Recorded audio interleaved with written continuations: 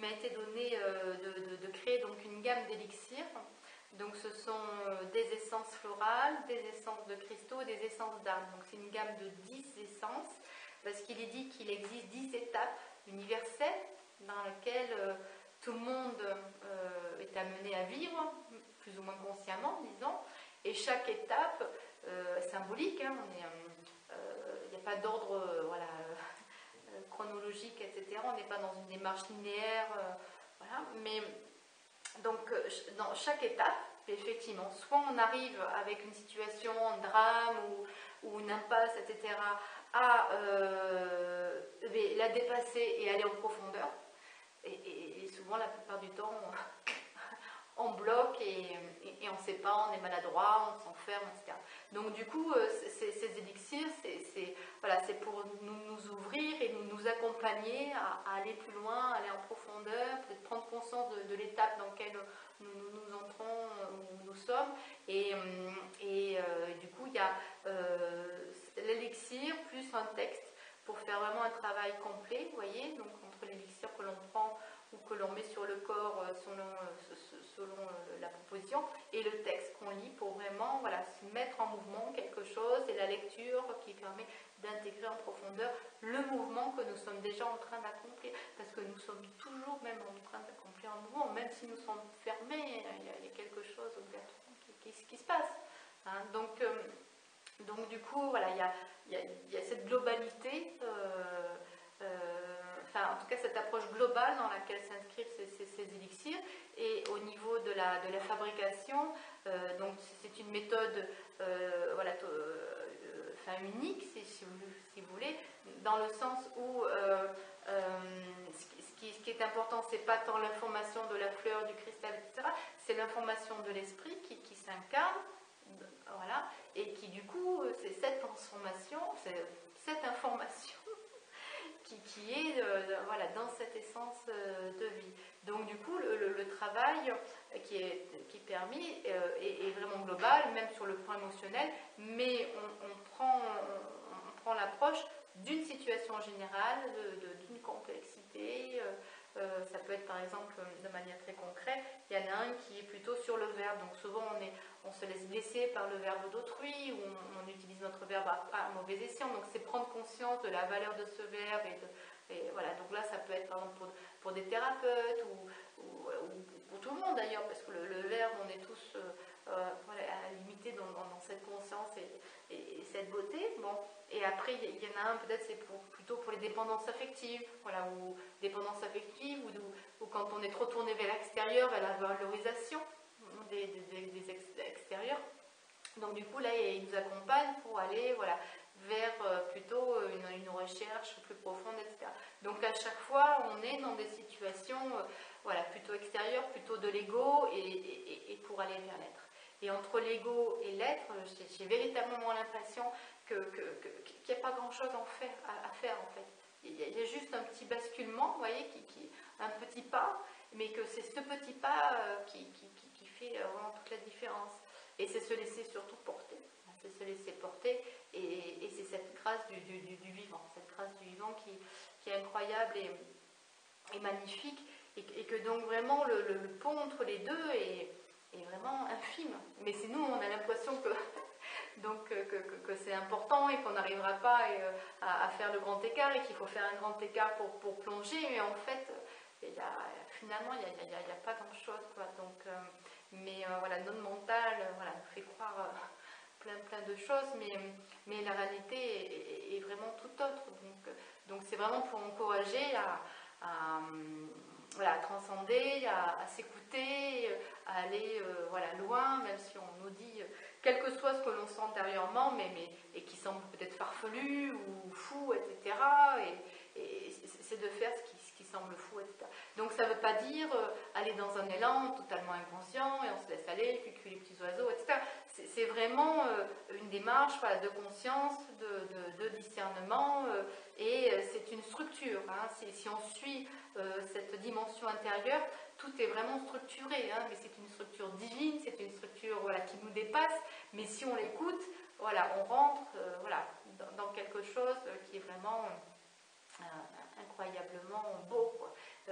Mais tout ça, c'est ordonné, c'est une subtilité.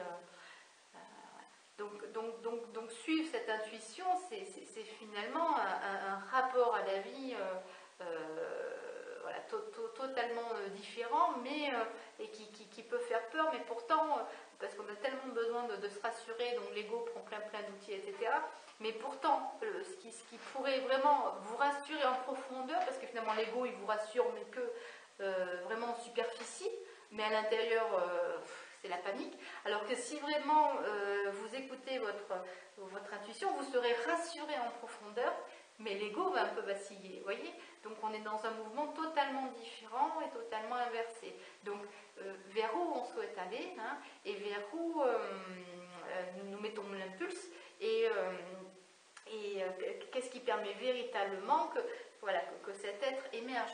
Donc si vous avez besoin d'un outil, posez-vous la question. Est-ce un outil de l'ego, hein, qui va nourrir, qui va voilà, lui permettre de dire oh, c'est pas mal, etc. Bon, voilà, qui va lui mettre des petites papilles ou des petites lumières, mais est-ce véritablement un outil qui va vous permettre de plonger intérieurement, qui va vous permettre de grandir, etc. Voilà. Où se positionne l'outil, hein? Est-ce que c'est quelque chose qui va encore entretenir voilà, certaines quêtes de savoir, d'être rassuré au niveau de l'ego, ou c'est quelque chose voilà, où vraiment il va y avoir une base qui va être nourrie, qui va sentir, et que du coup la foi va prendre de plus en plus d'ampleur, et bien voilà, se sentir au niveau du cœur, parce que vous aurez fait une base, vous voyez, et que ça va monter. Voilà. Donc là, voilà, ce sont ce genre de questions, à mon avis, qui sont importants pour nous accompagner dans le discernement. Et voilà. Et parfois, on n'a peut-être pas les bonnes questions ou la manière de voir les choses, mais pour moi, si en tout cas votre souhait est d'utiliser des outils et d'aller dans ce sens-là, pourquoi pas, mais demandez-vous vraiment s'ils sont libérateurs, à quel niveau ils sont libérateurs, voilà, etc. Et si vraiment ils vous permettent d'aller vraiment vers cette incarnation et de vous accueillir profondément. Voilà, hein. Et pour moi aussi, dans tout ce qu'on voit au jour d'aujourd'hui, ce qui est important aussi, c'est vraiment le respect de soi et le respect du corps. Voilà. Donc il y a des choses qui vont peut-être correspondre à certaines personnes, peut-être, bon. Mais je suis persuadée que si on choisit des outils qui ne sont pas en respect avec l'être, les choses ne peuvent pas se passer. Vous voyez? Donc c'est de votre conscience aussi que de faire des choix liés à votre intégrité. Hein? Votre intégrité d'âme, hein, votre intégrité intérieure. Voilà. Donc soyez voilà, prudente, mais tout en étant ouverte, hein, mais vraiment en faisant attention et vous posant voilà, les questions, qu'est-ce qui vraiment me permet d'être en respect envers moi, et que cet outil, à partir du moment où je suis en respect envers moi, cet outil peut m'aider à aller en profondeur. Voilà. Mais un respect profond. Hein. Donc, voilà ce que je peux dire sur certaines clés, quoi.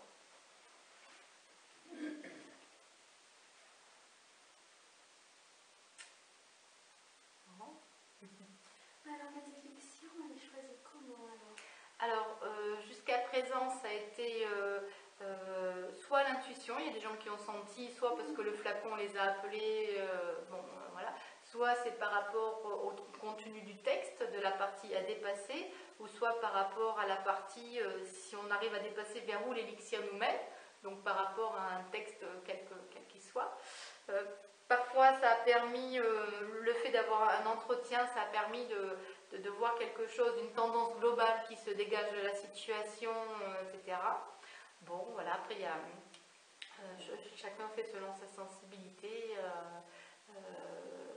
par rapport à comment dire, les dépliants sont gratuits, donc du coup, il y a toute l'information, disons, générale. Après, bien sûr. Et oui, comment ça s'emploie alors? Parce que moi, jusqu'à ce soir, l'élixir, ça ne m'aurait rien dit du tout. Hein. Ah, c'est vrai? Ah oui, je l'ai su par... j'en ai entendu parler il y a quelque temps. Mais ça se passe comment Alors en fait, donc il y a une gamme de 10 élixirs, il y a 7. Mais c'est des goûts, c'est comment? Oui, alors en fait c'est des flacons. C'est quoi le but Donc ce sont des flacons, donc chaque élixir nous accompagne dans ce mouvement qui nous permet d'aller plus en profondeur dans ce dépassement de soi, et il nous permet d'accompagner le mouvement que nous sommes en train de mettre en œuvre, ou la situation finalement qui elle-même a impulsé vers nous. C'est-à-dire que chaque situation, si on arrive à dépasser, nous permet de faire jaillir un nouveau potentiel. Donc, par exemple, il y en a un, je ne sais plus si c'est l'élixir de lys ou d'iris, il permet de nous accompagner à libérer une forme de créativité. Mais ça Alors, soit effectivement vous mettez une goutte, ça suffit, le matin par exemple, avec la lecture du texte, une goutte ça suffit. Après, si vous avez besoin d'être rassuré, pour même 2 ou 3, mais vraiment une ça suffit. Et vous lisez le texte avec, par exemple. Ce qui est bien, c'est peut-être d'avoir un petit calepin de notes si après la lecture, du coup, il y a quelque chose qui vient à l'esprit, que vous puissiez noter, etc.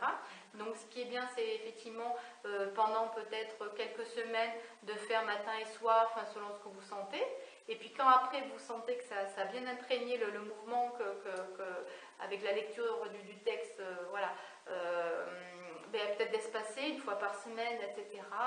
Voilà, pour que du coup, pendant tout le temps où la situation n'est pas totalement finalisée, voilà, il y ait cet accompagnement pour voilà, vous permettre de plus pénétrer, voilà, dans ce mouvement.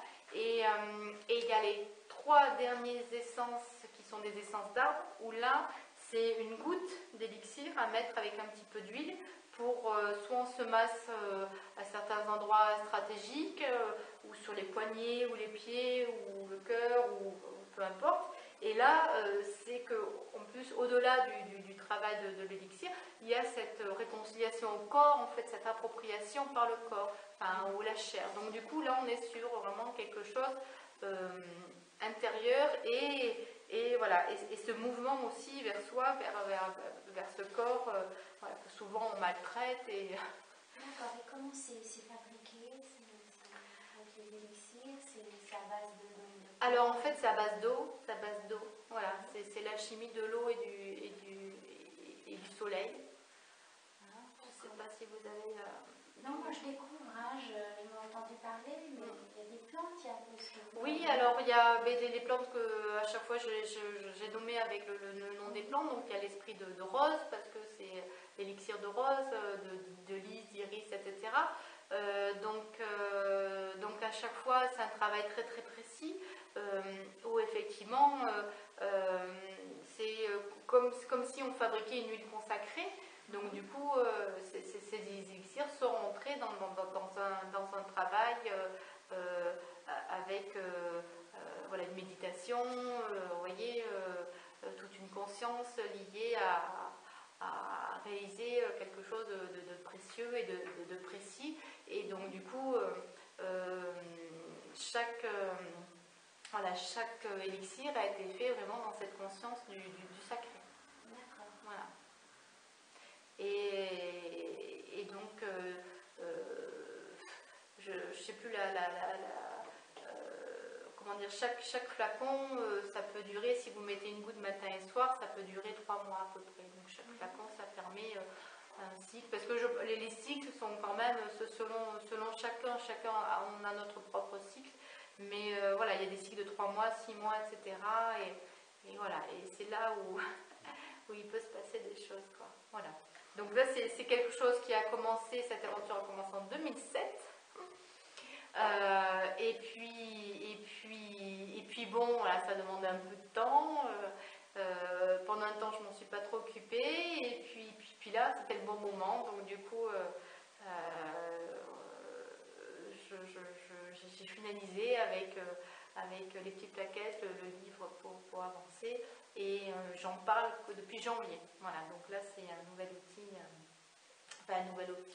un nouvel accompagnement, voilà, qui permet de creuser, et de prendre conscience peut-être dans quelle situation nous sommes et les tendances et vers où nous pouvons aller si nous avons à dépasser.